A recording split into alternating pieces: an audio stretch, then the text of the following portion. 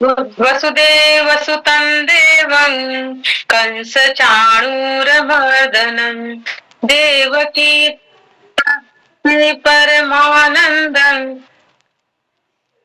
श्रीकृष्णं वन्दे जगद्गुरुं श्रीकृष्णं वन्दे जगद्गुरुम्। ॐ श्री परमात्मने नमः। श्रीमद्भगवत गीता अथ षष्ठोऽध्यायः। श्रीभगवानुवाच अनाश्रितः कर्मफलं कार्यं कर्म करोति यः स सन्न्यासी च योगी च न निरग्निर्न चाक्रियः यं सन्न्यासमिति प्राहुर्योगन्तो विद्धि पाण्डव न ह्यसन्न्यस्तसङ्कल्पो योगी भवति कश्चन आरुरुक्षोर्मुनेर्योगं कर्म कारणमुच्यते योगारूढस्य तस्यैव समः कारणमुच्यते यदा हीनेन्द्रियार्थेषु न कर्मस्वनुसज्जते सर्वसङ्कल्पसन्न्यासी योगारूढस्तदुच्यते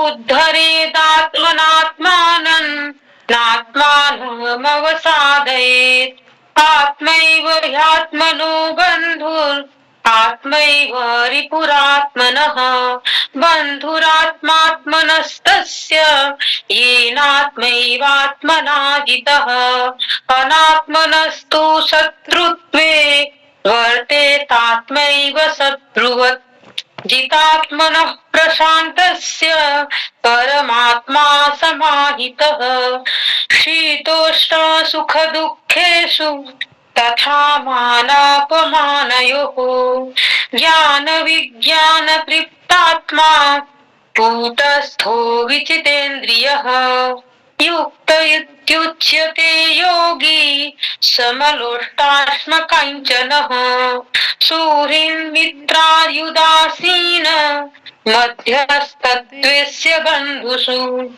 साधुष्वपि च पापेषु समबुद्धिर्विशिष्यते योगी युञ्जित सततम् आत्मानं रहसि स्थितः एकाकी यत चित्तात्मा निराशीर परिग्रहः शुचौ देशे प्रतिष्ठाप्य स्थिरमासनमात्मनः नात्युच्छ्रितं नातिनीचं चैलाजिनकुशोत्तरम् तत्रैकाग्रं मनः कृत्वा यत चित्तेन्द्रियक्रियः उपविश्यासने युञ्जात् योगमात्मा विशुद्धये समं काय शिरो ग्रीवन् धारयन्नचलं स्थिरः सम्प्रेक्ष्य नासिकाग्रं स्वन्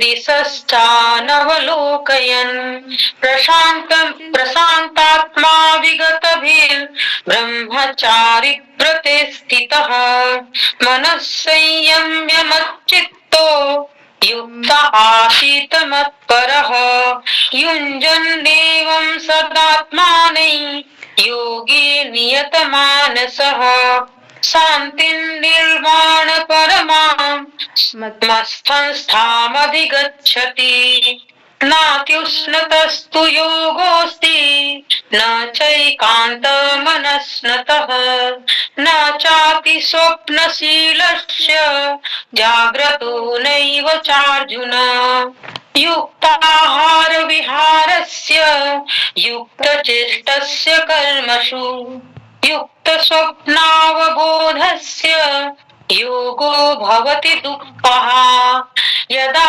विनियतं चित्तम् आत्मन्येवावतिष्ठते निःस्पृहः सर्वकामेभ्यो युक्त इत्युच्यते तदा यथा दीपो निवातस्थो नेङ्गते सोपमा स्मृता योगिनो यत चित्तस्य युञ्जतो योगमात्मनः यत्रो परमते चित्तम् निरुद्धं योगसेवया यत्र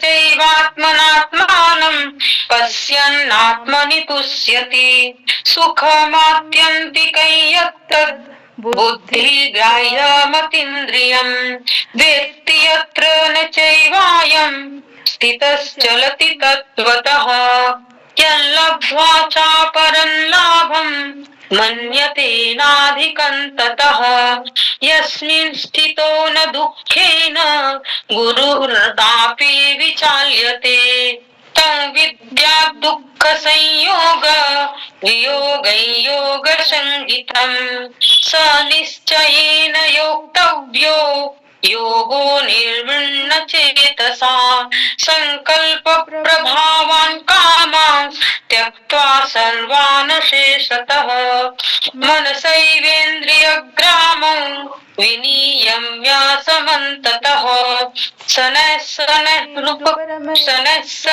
शनैरुपरमेत् बुद्ध्या धृतिगृहीतया आत्मसंस्थं मनः कृत्वा किञ्चिदपि चिन्तयेत् यतो यतो निश्चरति मनश्चञ्चलमस्थिरम् ततस्ततो नियम्यैतत् आत्मन्येव वसन्नयेत् प्रशान्तमनसं हीनै योगिनं सुखमुत्तमम् उपैति शान्तरजसं ब्रह्मभूतमकल्मषम् युञ्जन्नेवं सदात्मानै योगी विगतकल्मषः सुखेन ब्रह्म संस्पर्शम् अत्यन्तं सुखमश्नुते सर्वभूतस्थमात्मानं सर्वभूतानि चात्मनि ईक्षते योगयुक्तात्मा सर्वत्र समदर्शनः यो मां पश्यति सर्वत्र सर्वै च मयि पश्यति तस्याहं न प्रणश्यामि स च मे न प्रणश्यति सर्वभूतस्थितं यो मां भजत्येकत्वमास्थितः सर्वथा वर्तमानोऽपि स योगी मयि वर्तते आत्मौपं येन सर्वत्र समं पश्यति योऽर्जुन सुखं वा यदि वा दुःखं स योगी परमो मतः अर्जुन उवाच योगस्त्वया प्रोक्तः साम्येन मधुसूदन एतस्याहं न पश्यामि चञ्चलत्वास्थितिं स्थिराम् चञ्चलं हि मनः कृष्ण प्रमाथि बलवदृढम् तस्याहं निग्रहं मन्ये वायोरिव सुदुष्करम् श्रीभगवानुवाच असंशयं महाबाहो मनो दुर्निग्रहे चलम् अभ्यासेन तु कौन्तेय वैराग्येण च गृह्यते असंयतात्मना योगो दुष्प्राप इति मे मतिः वास्यात्मना तु यतता शक्यो वाप्तुमुपायतः अर्जुन उवाच अयति श्रद्धयोपेतो योगाच्चलितमानसः अप्राप्य योग संसिद्धिं कां गतिं कृष्ण गच्छति कच्चिन्नो भयविभ्रष्टश्चिन्नभ्रमिव नश्यति अप्रतिष्ठो महाबाहो विमूढो ब्रह्मणपथि एतन्मे संशयं कृष्ण छेत्तुमर्हस्य शेषतः त्वदन्यः संशयस्यास्य छेत्ता नायुपपद्यते श्रीभगवानुवाच पार्थ नैवेह नामुत्र विनाश्यस्तस्य विद्यते न हि कल्याणकृत् कश्चित् दुर्गतिं तात गच्छति। प्राप्य पुण्यकृतान् लोकान् उषित्वा शाश्वती समाः। शुचीनां श्रीमताङ्गेः योगभ्रष्टोऽभिजायते। अथवा योगिनामेव कुले भवति धीमताम्। एतद्धि दुर्लभतरं लोके जन्म यदीदृशम्। तत्र तं बुद्धिसंयोगं लभते पौर्वदेहिकम्। यतते च ततो भूयः संसिद्धौ कुरु नन्दन। पूर्वाभ्यासेन तेनैव ह्रियते यवसोऽपि सः। जिज्ञासुरपि योगस्य शब्द ब्रह्माति वर्तते। प्रयत्नाद्यतमानस्तु योगी संशुद्ध किल्बिषः। अनेक जन्म संसिद्धस्ततो याति पराङ्गतिम्। तपस्विभ्योऽधिको योगी ज्ञानिभ्योऽपि मतोऽधिकः। कर्मिभ्यश्चाधिको योगी तस्माद्योगी भवार्जुन। योगिनामपि सर्वेषां मद्गतेनान्तरात्मना। श्रद्धावान् भजते यो मां यो समे युक्ततमो मतः। ॐ तत्सदिति श्रीमद्भगवद्गीतासु उपनिषत्सु ब्रह्म विद्यायां योगशास्त्रे श्रीकृष्णार्जुन संवादे आत्मसंयम योगो नाम षष्ठोऽध्यायः। हरे नमः हरे नमः हरे नमः। बहुत सुंदर दीदी, आपने बहुत ही सुंदर और शुद्ध उच्चारण के साथ पारायण किया है। बहुत ही सुंदर। थोड़ा सा मिस्टेक हुआ। नहीं दीदी, लेकिन बहुत सुंदर आपने पढ़ा। कुछ इस अध्याय के बारे में कुछ बताना चाहेंगे दीदी? कोई सा श्लोक या इसके सार छोटा सा कुछ भी बताना चाहेंगे? हाँ, इस अध्याय के बारे में थोड़ा सा ही बता रही हूँ। जी जी।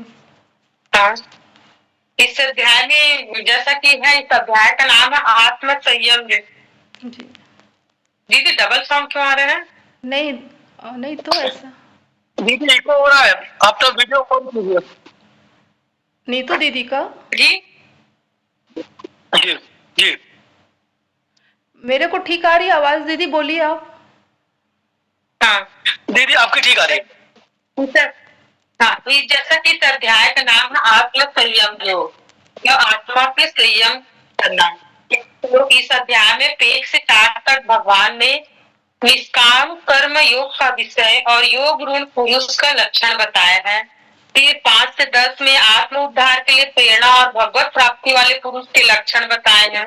11 से 32 तक ध्यान योग का विषय और 33 से 36 तक मन के निग्रह का विषय और 37 से 47 तक योग भ्रष्ट पुरुष की गति का विषय और ध्यान योग की महिमा बताई है। जैसे भगवान अर्जुन जब पूछते हैं भगवान से सन्यासी और योगी के बारे में, तब भगवान बताते हैं कि सन्यासी अथवा योगी मनुष्य न तो अग्नि से बनता है, न ही क्रियाओं से बनता है। जिसने कर्म फल की इच्छा का त्याग कर दिया है वही सच्चा सन्यासी अथवा योगी है। और जिस काल में न तो इंद्रियों के भोगों और न कर्मों में ही आसक्त होता है, उस काल में सर्व संकल्पों का त्यागी पुरुष योग रूप कहा जाता है, ऐसा भगवान बताते हैं। और गुरु ना बनना या बनाना गीता का सिद्धांत नहीं है। वास्तव में आप ही अपने गुरु हैं, ऐसा भगवान बोलते हैं अर्जुन को। इसलिए आप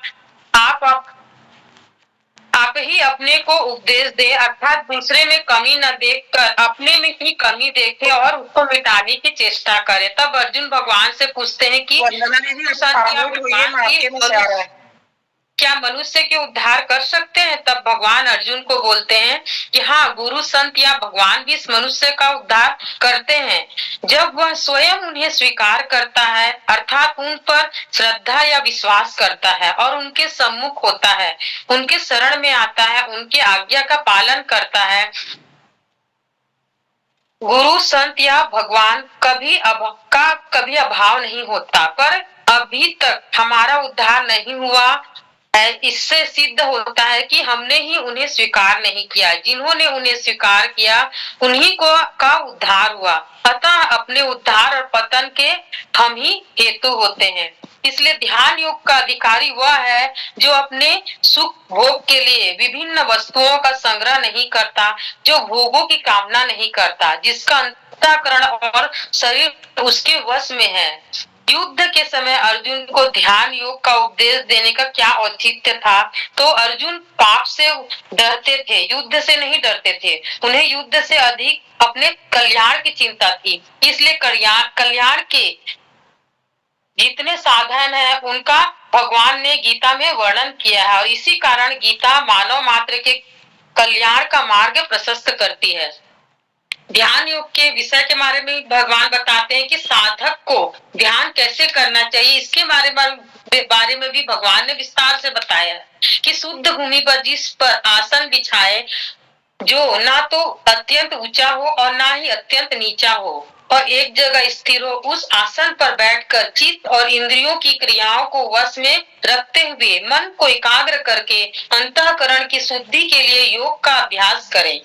काया, सिर और गले को सीधे अचल धारण करके तथा दिशाओं को न देखकर केवल अपनी नासिका के अग्रभाग को देखते हुए स्थिर होकर बैठें, और ध्यान योगी सावधानी पूर्वक मन को संसार से हटाकर भगवान में लगाए, और वश में किए हुए मन वाला योगी मन को इस तरह से सदा परमात्मा में लगाता हुआ मुझ में सम्यक स्थित वाली जो निर्वाण परमा शांति है उसको प्राप्त हो जाता है।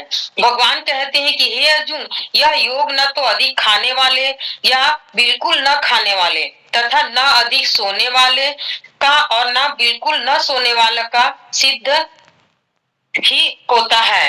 अपने आप को परमात्मा में लगाने का तात्पर्य है कुछ भी चिंतन न करना, अर्थात बाहर भीतर से चुप शांत हो जाना। न बाहर का चिंतन हो, न भीतर का।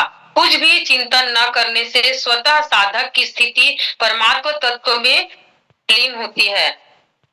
मन के निग्रह के बारे में भगवान ने बताया है कि अर्जुन भगवान से कहते हैं कि आपने यह योग कहा है, पर मन की चंचलता के कारण मैं इस योग की स्थिर स्थिति नहीं देखता हूँ। अब भगवान ने कहा कि हे कुंती नंदन, यह तुम्हारा कहना बिल्कुल ठीक है, परंतु अभ्यास और वैराग्य के द्वारा इनका निग्रह किया जाता है। भगवान कहते हैं जिसका मन वश में नहीं है उसके द्वारा योग प्राप्त होना कठिन है, परंतु वश किए हुए साधक को योग प्राप्त हो सकता है। ऐसा मेरा मत है, ऐसा भगवान कहते हैं। अर्जुन पूछते हैं भगवान से कि जिसकी साधन में श्रद्धा है पर जिसका प्रयत्न शिथिल है, वह अगर योग से विचलित हो जाए, वह योग सिद्धि को प्राप्त न करके किस गति को चला जाता है।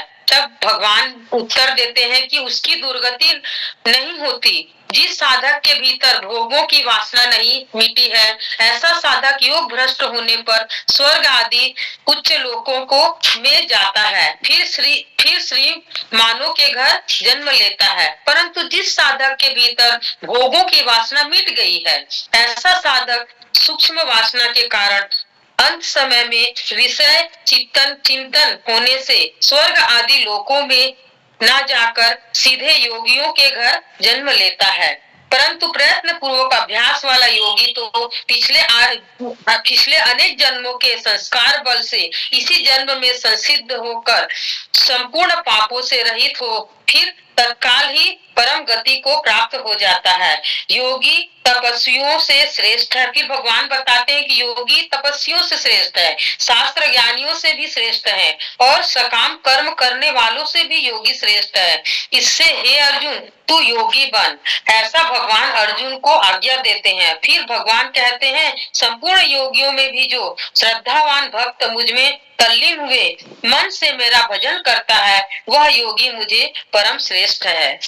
बस इतना ही तक बोलना चाहूंगी। दीदी बहुत सुंदर, आपने तो पूरा अध्याय का वर्णन कर दिया है दीदी, बहुत सुंदर आपने बताया। आ रही है जी जी, सॉरी मैं म्यूट हो गई थी। बहुत सुंदर आपने बताया दीदी, और पूरा अध्याय का आपने सार पूरा बता दिया पढ़ के, बहुत सुंदर। और वाकई में ये हमारा अध्याय बहुत ही सुंदर है। अगर कहा जाए तो ये जो है अध्याय हमारा, जो समुद्र मंथन से मत की जो अमृत धारा निकलती है, तो उसी तरह से ये हमारा 6वां अध्याय है। और कल भैया ने भी बहुत सुंदर बात कही थी कर्म योग और संन्यास योग के बारे में, रूबी दीदी ने, और आपने इतना सुंदर बताया, बहुत ही मतलब एकदम उच्चारण से हर चीज एक एक ठो ध्यान करना है तो ये पढ़ के बहुत कुछ सीख सकते हैं। जी जी दीदी बिल्कुल। और हमारे आज का हमारा ये पारायण बहुत सुंदर हुआ, और वाकई में पहले अगर वेद पुराण में देखें तो सबसे पहले योग के ही बताए हैं, योग से ही सिद्धियां प्राप्त हुई है।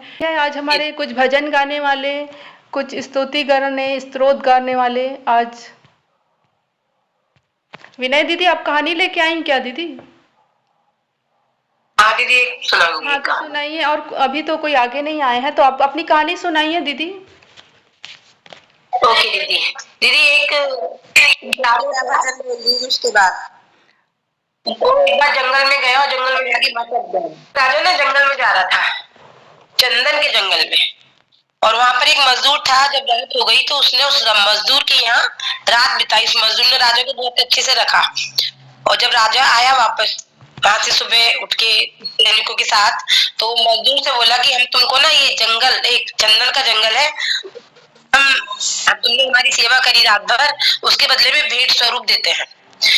ठीक है, चला गया राजा। वो बेचारा मजदूर क्या जाने, क्या चंदन, क्या सिंपल, उसको तो जीवन यापन करना। उसने सोचा बढ़िया पूरा वन मिल गया है तो अच्छा है। वो रोज काटता लकड़ियों को और जलाता, उनको कोयला बनाता, और कोयला बना के बेच देता।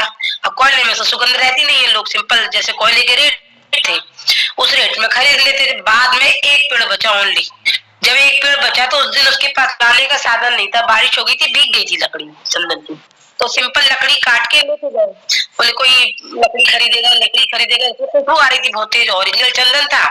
तो एक व्यक्ति ने बुलाया, इधर आओ भाई, तुम ये लकड़ी कहाँ से लाए हो? इतनी चंदन की लकड़ी, इतनी शुद्ध लकड़ी है, ये बेचोगे? कि हाँ मैं बेचूंगा। उसका मूल जो उसका मोल था, जो पहले बेचता था, 1000 गुना ज्यादा बताया। हैरत में कि बाप रे, मैं तो रोज कोयले इसके तो ऐसे ही बेच देता था। बोला भाई आप इस लकड़ी को इतने महंगे दामों में क्यों ले रहे हैं? मैंने तो सारा जंगल मेरे पास, मुझे राजा ने इनाम में दिया था, मैंने सारे जंगल का पहले बने से बांट दिया है। और वो आदमी बोला कि तुम्हारी इसमें गलती नहीं है, तुम क्या जानो तुम कि चंदन क्या होता है, तुम्हारी और तुमने ऐसे ही बेच दिया, पर कोई बात नहीं, तुम्हारे पास जो अभी बचा है एक पेड़, वो भी बहुत कीमत का है, तुम्हारी सारी जिंदगी आराम से निकल सकती है उसके उसी के बेस पे।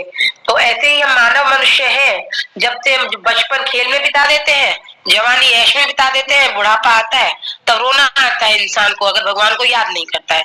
हम अपना बुढ़ापा भी संभाल लें, उस चंदन जैसे उस मजदूर ने चंदन का पेड़ संभाला था ना, तो हम अपना बुढ़ापा मतलब बुढ़ापा भी रामायण पढ़ ले, सत्संग कर ले, तो शायद हमारा ये वाला जीवन भी सफल हो जाए। जय श्री कृष्ण।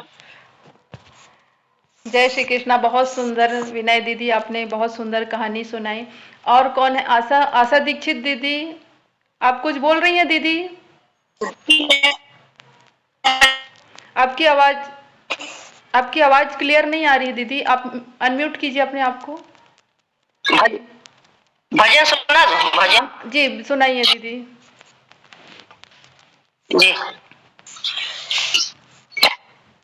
मेरी अर्जी करो स्वीकार भवानी जगदम्बे, मेरी अर्जी करो स्वीकार भवानी जगदम्बे। सोना ना मांगू मैया, चांदी ना परिवार, मेरी अर्जी करो स्वीकार। भवानी जगदम्बे, भवानी जगदम्बे, कोठी ना मांगू मैया, बंगला ना मांगू, मैं तो मांगू थोड़ा प्यार। भवानी जगदम्बे, मेरी अर्जी करो स्वीकार। भवानी जगदम्बे, चूड़ी ना मांगू मैया, कंगना ना मांगू, चूड़ी ना मांगू मैया, कंगना ना मांगू, मैं तो मांगू अमर सुहाग। ये भवानी जगदम्बे, मेरी अर्जी करो स्वीकार। भवानी जगदम्बे, प्यारी प्यारी मैया, तेरी भेंट में गाऊं मैया, करना भव से प्यार। भवानी जगदम्बे, मेरी अर्जी करो स्वीकार। भवानी जगदम्बे, मेरी अर्जी करो स्वीकार। भवानी जगदम्बे, जय। बहुत सुंदर दीदी, बहुत सुंदर आपने भजन गाया। लक्ष्मी दीदी, आप भी भजन गाने वाली हैं दीदी? हाँ जी दीदी। जी दीदी, सुनाइए। जी, वीडियो नहीं खोल रही हूँ क्योंकि मेरे यहाँ नेट की प्रॉब्लम है। जी जी, कोई बात नहीं दीदी। तेरे पूजन को भगवान बना, डबल आवाज आ रही है। गाइए दीदी अब। फिर से शुरू करती हूँ। तेरे पूजन को भगवान बना मन मंदिर आलीशान। तेरे पूजन को भगवान बना मन मंदिर आलीशान। किसने देखी तेरी सूरत, कौन बनाए तेरी मूरत। किसने देखी तेरी सूरत, कौन बनाए तेरी मूरत। तेरा रूप अनूप महान, बना मन मंदिर आलीशान। तेरे पूजन को भगवान बना मन मंदिर आलीशान।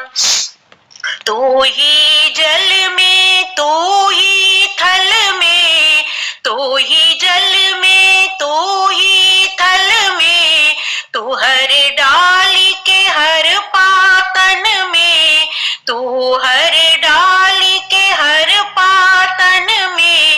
तेरी लीला अपरंपार, बना मन मंदिर आलीशान।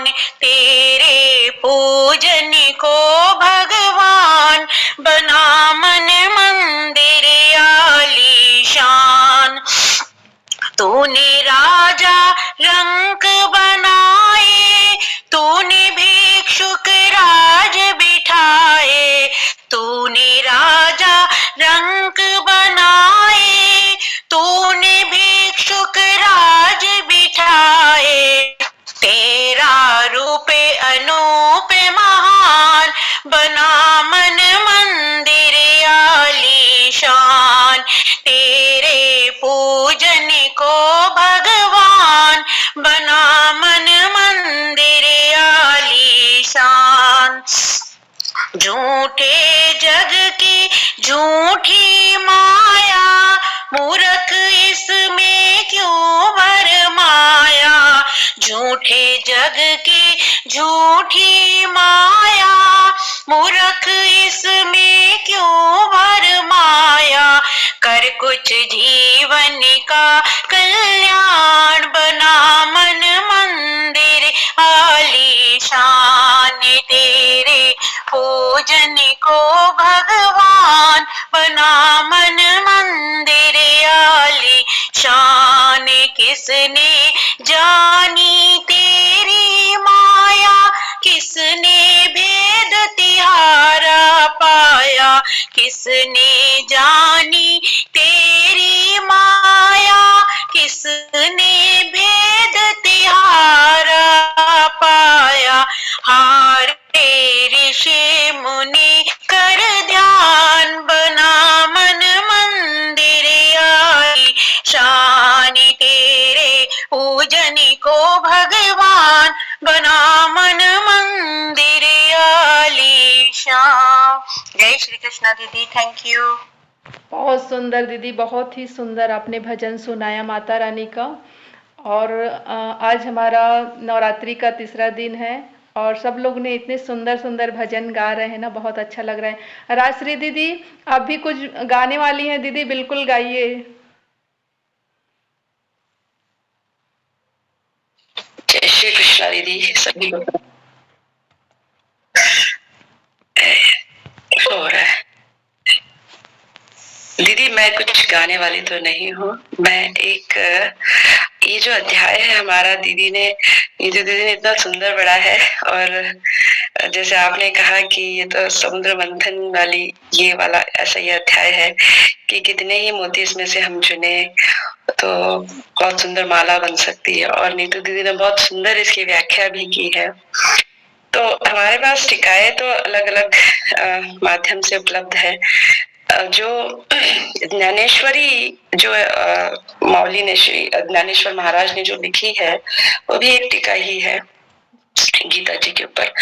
तो उसमें 2 श्लोकों के ऊपर बहुत सुंदर बात बतलाई है मौली ने, और वो 25वां और 26वां उसको हम साथ में ले सकते हैं। शनै शनैरुपरमेत् बुद्ध्या धृति गृहीतया आत्मसंस्थं मनः कृत्वा न किंचिदपि चिन्तयेत् यतो यतो निश्चरति मनश्चञ्चलमस्थिरं ततस्ततो नियम्यैतदात्मन्येव वशं नयेत्। तो यहाँ पे मौली कहते हैं, मैं पढ़ के ही बताती हूँ आपको। ये एक्चुअली ये भाव हमारे साथ, हम सबके साथ ऐसा होता है कि हम वहां तक जाते हैं और फिर कुछ हो जाता है और फिर अपनी नैया बैक टू स्क्वायर हो जाती है। तो यदि बुद्धि को धैर्य का आश्रय मिल जाए तो वह मन को अनुभव के मार्ग से धीरे धीरे ले जाकर ब्रह्म स्वरूप में स्थापित कर देगी। मतलब बुद्धि को धैर्य का आश्रय मिल जाए तब की बात है। इसलिए तुम यह बात ध्यान में रखो कि आत्म प्राप्ति का यह भी एक मार्ग है, परंतु यदि यह मार्ग तुम्हारे लिए कठिन हो तो इससे भी एक और सुगम मार्ग है, वह भी जान लो। हम अपने मन में एक ऐसा दृढ़ निश्चय कर ले कि हम जो निश्चय कर लेंगे उससे जरा सा भी टस से मस नहीं होंगे। यदि इतने से ही चित्त स्थिर हो जाए तो फिर जान लेना चाहिए कि सहज ही कार्य हो जाएगा। और यदि यह ज्ञात हो जाए कि इस प्रकार मन स्थिर नहीं रहता तो फिर उसे एकदम उन्मुक्त कर देना चाहिए। मौली ने यह बात बहुत अच्छी बतलाई है कि उसको हम जबरदस्ती किसी काम में न लाए, और परमात्मा की प्राप्ति में तो उसे बंधन में बांध कर लाना बहुत मुश्किल हो जाएगा। तो वो कह रहे कि यदि यह ज्ञात हो जाए कि इस प्रकार मन स्थिर नहीं रहता तो फिर उसे एकदम से उन्मुक्त कर देना चाहिए। फिर इस प्रकार से उन्मुक्त मन जहां पर जाए वहां से उसे प्रतिबंधित करके वापस ले आना चाहिए। उसको पकड़ कर वापस, अच्छा टीवी देखने का मन कर रहा है ना, चलो बेटा बस आधा घंटा है ना, चलो उसको हम 20 मिनट कर लेते, 20 से 15, 15 से 10 मिनट कर लेते। उसे प्रतिबंधित करके वापस ले आना चाहिए। बस इसी तरह से चित्त को धीरे धीरे स्थिरता का अभ्यास हो जाएगा। उसी कंटिन्यूएशन में अगला श्लोक भी ले सकते हैं कि इसके बाद किसी न किसी समय एक बार उसी स्थिरता के सहयोग से चित्त सहज ही आत्म स्वरूप के निकट जा पहुंचेगा और फिर उसे देखकर उससे मिल जाएगा। मतलब बहुत अच्छी बात बतलाई है कि चित्त आत्म स्वरूप से मिल जाना, मतलब बहुत सुंदर योग बतलाया है मौली ने। बस ये जो कुछ मुझे अच्छा लगा तो मैंने कहा मैं कल की ध्यान गाता हम अपने अपने भाव शेयर कर सकते हैं, तो बहुत अच्छी बात कही थी। तो मुझे अच्छा लगा इसलिए मैंने कहा, क्योंकि ये हमारे साथ होता है, हमारे बच्चों के साथ होता है। बच्चे बैठते नहीं हैं 1 घंटा पढ़ाई करने के लिए और वो भाग जाते हैं। तो उसे उनको ठीक है अभी नहीं कर रहा है ना पढ़ाई करने का मन, चलो थोड़ा सा ब्रेक ले लो बेटा, ऐसे कहे कि वो जो करना चाहते उसे मैंने करने दे, और फिर बाद में तब वो पूरी ऊर्जा के साथ वापस वहां बैठ सकते हैं, अपने काम में उनका मन लग सकता है। जय श्री कृष्ण दीदी। जय श्री कृष्ण। बहुत सुंदर आपने बताई दीदी कि चित्त मन को एकाग्र करके अपनी तरफ खींच लेना चाहिए, और वाकई में हम कहीं भी रहें अगर एकाग्र चित्त होकर कहीं से भी मन को अपना एकाग्र कर ले, खींच के ले आए इधर उधर, तो वो हमारे लिए एक योग ही है। किरण दीदी हमारे बीच हैं। किरण दीदी आइए दीदी। सभी को जय श्री कृष्ण। जय श्री कृष्ण दीदी। कुछ जी दीदी मैं श्रवण कर रही हूँ।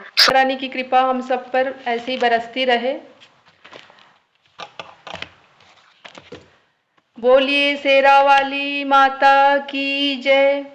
मेरी मैया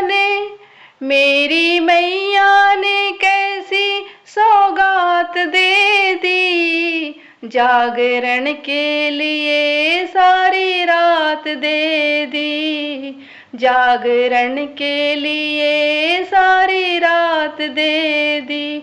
मेरी मैया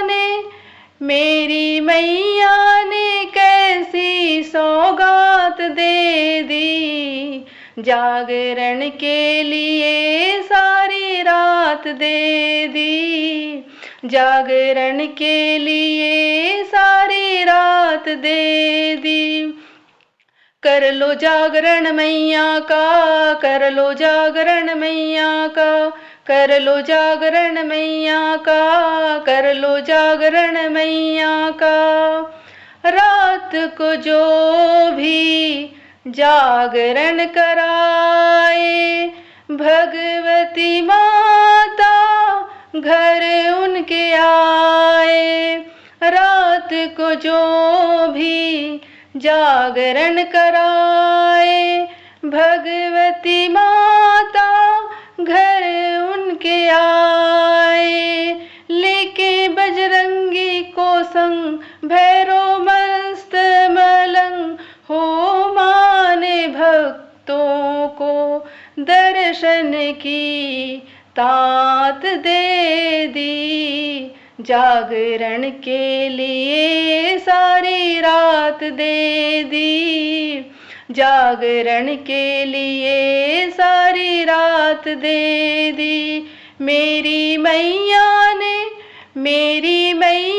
ने ऐसी सौगात दे दी, जागरण के लिए सारी रात दे दी, जागरण के लिए सारी रात दे दी।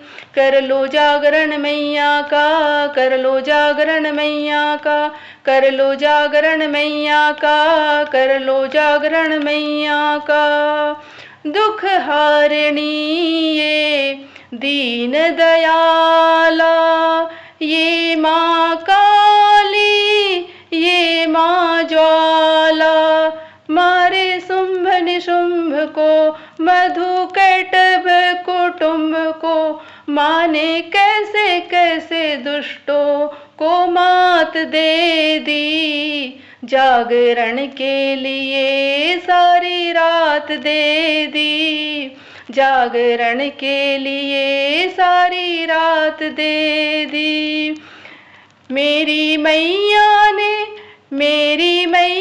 ने कैसी सौगात दे दी, जागरण के लिए सारी रात दे दी, जागरण के लिए सारी रात दे दी।